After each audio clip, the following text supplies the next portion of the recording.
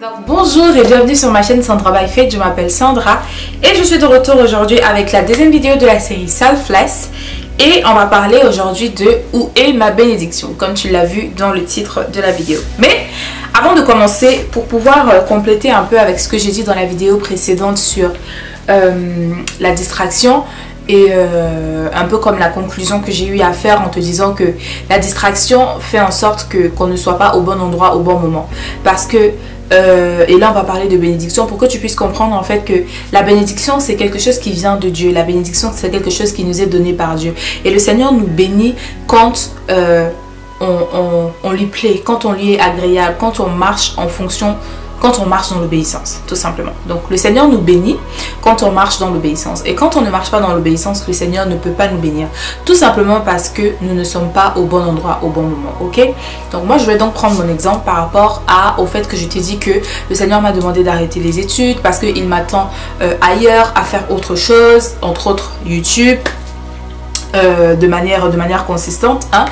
Mais je vivais sur Paris, donc j'étais sur Paris, je suis revenue sur Toulouse en août 2016 et j'étais sur Paris depuis février, on va dire février 2015. Donc plus d'un an et demi sur Paris et le Seigneur me dit il faut que tu rentres sur Toulouse. Et à cet instant-là, j'avais déjà eu mon BTS et j'avais déjà trouvé même une école, j'avais déjà une IUT parce que comme je t'ai dit, je voulais être ingénieur chaîne logistique et j'avais déjà été acceptée dans mon école donc pour suivre la licence pilotage des activités logistiques et industrielles. J'avais déjà trouvé mon école et j'étais déjà en train de passer des entretiens avec des entreprises et notamment j'avais passé un entretien avec Air France. Donc c'est pour te dire que j'étais vraiment déjà bien lancée, les choses étaient déjà bien entamées quand le Seigneur me fait comprendre qu'il faut que je rentre à Toulouse. Dis-toi que quand le Seigneur me dit il faut que je rentre à Toulouse, il ne me dit pas encore que je dois arrêter mes études. Donc je me dis ok, déjà de base je ne veux pas rentrer sur Toulouse parce que je me dis ok Toulouse nanana. Je finis par accepter, je dis ok Seigneur, ta volonté, tu sais pourquoi tu veux le faire. En plus de ça, il y a ma famille, je vais reconnecter avec ma famille, etc. etc. Donc, je rentre sur Toulouse. Et quand j'arrive sur Toulouse, avant de rentrer sur Toulouse, je lui dis Seigneur, avant de rentrer sur Toulouse, il faut que je trouve une école sur Toulouse. Il faut qu'une école sur Toulouse m'accepte et tout. Et moi, je continue à faire mes recherches et je trouve l'école. L'école m'accepte, la candidature est acceptée, etc. On commence à m'envoyer des offres d'alternance. Parce que quand je dis, je voulais faire en fait la licence en alternance. D'où le fait que j'avais commencé à passer des entretiens. Donc, l'entretien chez Air France. Et donc, je trouve l'école, je me dis, ah ok, c'est un signe de Dieu. Bon. Et donc je rentre sur Toulouse, je commence à faire des recherches donc, du coup pour l'alternance, je ne trouve pas, je me dis mais purée ça commence à être chaud, la rentrée est en septembre, nous sommes en août, j'ai toujours rien trouvé, je commence à paniquer, tout ça. Et jusqu'à ce que la date de la rentrée arrive et elle passe, parce que je sais que même quand la date de rentrée est passée, on peut toujours quand même t'accepter quand tu as trouvé l'alternance, parce que le plus important c'est de trouver l'entreprise en fait qui t'accueille en alternance. Donc je me dis ok, je peux encore trouver, etc. Et donc je ne trouve pas. Et je suis rentrée dans un temps de jeûne et prière et pour demander, je suis rentrée dans un temps de jeûne et prière pour pouvoir vraiment être focus complètement sur le Seigneur et dire Seigneur, qu'est-ce qui se passe? Qu'est-ce qu'il y a? Et c'est dans ce temps-là que le Seigneur me fait comprendre que ce n'est pas là-bas que je t'attends. Et je lui dis mais qu'est-ce que ça veut dire? Donc en gros, ça veut dire que pour toi l'école, ça s'arrête là. Et donc voilà, c'est comme ça que ça se passe et tout. Et c'est là où le Seigneur me donne Proverbe 3 du verset 5 à 7. Je ne connaissais pas ce proverbe, je ne connaissais pas ce verset, je ne connaissais rien, je ne savais rien. Et c'est là où je découvre en fait le proverbe qui dit mets ta confiance en l'Éternel de tout ton cœur, ne t'appuie pas sur ta propre intelligence. Recommande-lui toutes tes voies et il aplanira tes sentiers. Je te mettrai ça sur l'écran. Et donc là, ça a fini de m'achever. Je me dis, ok, Seigneur, j'avoue que c'était vraiment mes propres plans que j'étais en train de suivre parce que pas une seule seconde, je me suis arrêtée pour dire, Seigneur, voilà les études que je suis en train de faire, qu'est-ce que tu veux que je fasse ou pas? Il a fallu que le Seigneur me le dise comme ça de but en blanc, tout simplement parce que je ne lui ai pas demandé quels étaient ses plans.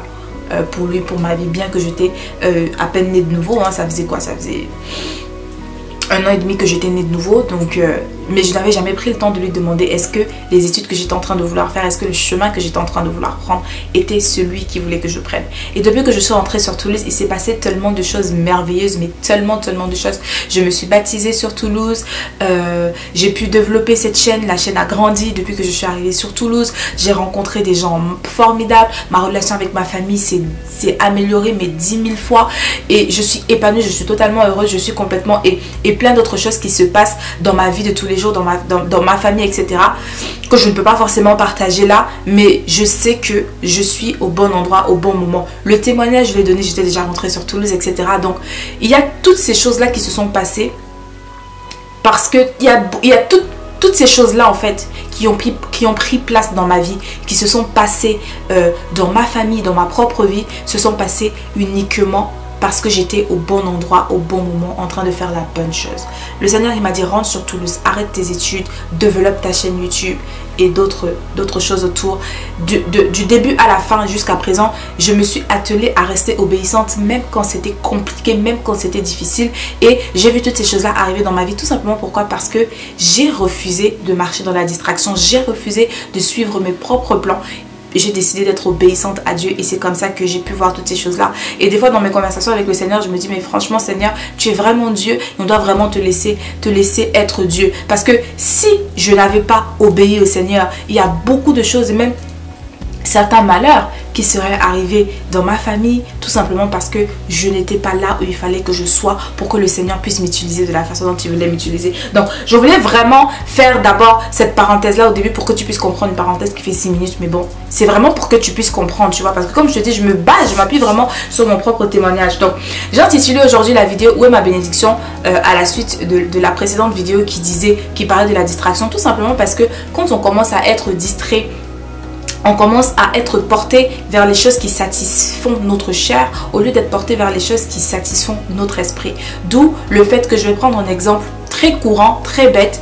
Une sista qui veut se marier ou un frère qui veut se marier. Tu sais qu'on a vu précédemment la vidéo, tout ça dans la série Relationship Goals, et qui était vraiment très en feu avec le Seigneur, attaché avec le Seigneur, mais qui à un moment donné a accepté cette pensée-là de l'ennemi qui est venu lui dire qu'elle est en train de vieillir, elle se mariera jamais, il est en train de vieillir, il se mariera jamais, le temps passe et tout ça, a accepté cette pensée-là et a détourné son focus de Dieu pour mettre son focus sur cette pensée-là et commencer à dire, ah oui mais c'est vrai, Seigneur, ma bénédiction est où? Seigneur, depuis que je te sers, je ne comprends pas. Seigneur, depuis que j'ai tout laissé pour toi, j'ai tout abandonné pour toi. Seigneur, je ne comprends pas pourquoi ma bénédiction n'arrive pas, pourquoi c'est, pourquoi ça. Tout simplement pourquoi? Parce que elle a laissé cette suggestion-là de l'ennemi venir attirer et capter son attention, tu vois. De la même façon que par exemple l'étudiant ou l'étudiante aujourd'hui qui est en train de chercher son entreprise pour pouvoir faire une alternance, qui ne trouve pas l'entreprise et qui se dit mais Seigneur, je ne comprends pas pourquoi, tu sais très bien que si ça, je ne trouve pas mon entreprise, je ne trouve pas si, je ne trouve pas ça, commence à être distrait par tout ça, et la distraction fait que tu commences à réclamer, en fait, tu commences à vraiment vouloir, tu commences à te laisser guider par les pulsions de ta chair, tu commences à te laisser guider par tes émotions, tu commences à te laisser guider par chacune de ces choses là qui font que tu commences à réclamer la bénédiction. Seigneur, où est ma bénédiction? Seigneur, où est mon mariage? Seigneur, où est mon entreprise? Seigneur, où est mon ministère? Seigneur, où est mon argent? Seigneur, où est mon entreprise? Où est? Commencez à réclamer ta bénédiction. Et réclamer sa bénédiction, c'est finalement commencer à se plaindre, en fait. C'est commencer à se plaindre, tu vois. Et quand on marche par la chair, on est désagréable à Dieu. Quand on marche par la chair, on est complètement désagréable à Dieu et Dieu nous qualifie d'orgueilleux. Et je vais te lire la définition d'orgueil.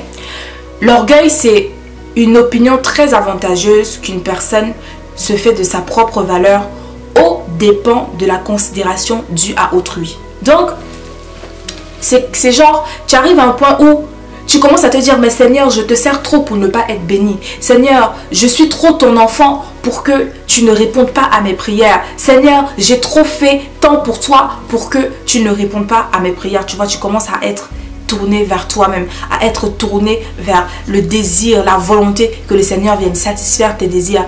légitime ou pas, d'accord? Souviens-toi de ce qu'on a dit la dernière fois, légitime ou pas, tu commences à te tourner vers toi, à regarder seulement à toi et à mépriser ce que le Seigneur te dit. Parce que pour certains, vous demandez à Dieu, Seigneur, elle est où ma bénédiction? Ta bénédiction est en train d'arriver. Mais parce que tu es en train de tout doucement, tu as détourné tes regards de Dieu, tu n'entends plus ce que le Seigneur te dit. Certains, oh ouais, ma bénédiction, Seigneur, ouais, ma bénédiction. Il te restait juste un mois à attendre pour que ta bénédiction puisse arriver. Mais parce que tu étais tellement porté sur toi-même et que tu as laissé ces désirs charnels-là grandir en toi, Jacques 4,6 nous dit que le Seigneur fait grâce, le Seigneur résiste aux orgueilleux, mais il fait grâce aux humbles. Donc, en fait, tu comprends que quand on arrive à ce niveau-là, quand la distraction a pris le dessus sur nous, on commence à manifester forcément les œuvres de la chair. D'où le chantage qui peut naître du coup de ces réclamations-là, tu vois. Quelqu'un qui va dire, Seigneur, ça fait tellement d'années que je te sers, si tu ne me bénis pas dans tel nombre de temps, Seigneur, moi je te quitte. Je vais faire de mon mieux pour prendre des exemples de la vie de tous les jours, des exemples de la vie courante. Par exemple, il y a des gens qui, quand ils envoient leur mail, les emails pour qu'on leur réponde, pour demander conseil, pour demander prière, etc., et qu'on ne leur répond pas à temps, en temps et en heure, ils envoient des menaces de mort. Moi, personnellement, j'ai encore jamais reçu de menaces de mort, mais je sais qu'il y a les frères de Chrétien Lifestyle qui avaient posté sur leur page Insta en disant qu'il y a des gens qui leur envoient des menaces de mort tout simplement parce qu'ils ne répondent pas à temps à leur mail. Tu vois, quelqu'un comme ça, c'est quelqu'un qui se dit, qui est tellement plein de lui-même. C'est quelqu'un qui est tellement centré sur lui-même. C'est moi, quand je pose une question, il faut me répondre tout de suite. Moi, quand je demande quelque chose, il faut me le donner tout de suite. Moi, quand je viens vers toi, il faut. Tu vois, c'est parce que les gens sont tellement tournés sur eux-mêmes. C'est parce que les gens sont tellement pleins d'eux-mêmes qu'ils arrivent à avoir ce genre de comportement. Pareil pour les enfants qui font des demandes à leurs parents et les parents leur disent non, attends juste un peu, mais tout simplement parce que la personne est tellement focalisée sur elle, focalisée sur moi. Ils commencent à faire des chantages à leurs parents. Ah, si tu ne me donnes pas ça, moi je vais faire comme ça. Ah, si tu ne me donnes pas ça, je vais aller voir tonton tel. Ah, si tu ne fais pas ça comme ça, moi je serai plus ton si. Ah, si ça. Tu vois, les gens commencent à rentrer dans le chantage. Et le où est ma bénédiction, parce que peut-être tu te dis quel rapport, mais où est ma bénédiction, c'est vraiment, ils font le chantage à Dieu. Seigneur, si tu ne me bénis pas dans tel temps, telle heure, moi je te laisse, je m'en vais et je quitte. Et comment est-ce que quelqu'un qui agit comme ça est qualifié d'orgueilleux? Tout simplement parce que cette personne prend ses décisions au détriment en fait de la volonté de Dieu pour sa vie. Cette personne prend ses décisions au détriment des conseils que le Seigneur lui donne, au détriment de ce que le Seigneur a dit. C'est comme si moi par exemple, j'avais dit, Seigneur, même si je sais que ce n'est pas là-bas que tu m'attends, je vais quand même aller faire mes études parce que moi, j'ai décidé que je serai diplômée, je serai Bac+5 pour avoir une place dans cette société. Donc que tu le veuilles ou pas, je vais le faire. Et après, quand j'arrive, si par exemple je serais arrivée devant et qu'il y aurait eu des problèmes, commencer à me plaindre, ah Seigneur, mais pourquoi? Me plaindre que le Seigneur ne me soutienne pas, voilà. Me plaindre que je prie et que le Seigneur ne réponde pas à mes prières. Me plaindre que je demande la bénédiction et le Seigneur ne me bénit pas, alors que je sais pertinemment que je marche dans la désobéissance. D'où le fait que je te conseille, et tout le long de cette série, en dessous des vidéos, tu auras les vidéos des prédications du pasteur Yvan sur la désobéissance, parce que c'est tellement puissant et tu comprendras davantage. Donc, quand tu commences à rentrer dans cette attitude-là de Seigneur, où est ma bénédiction? Tu commences à passer pour un orgueilleux devant le Seigneur. Et avant d'arriver à ce stade-là, c'est que quelque part, tu as d'abord été distrait.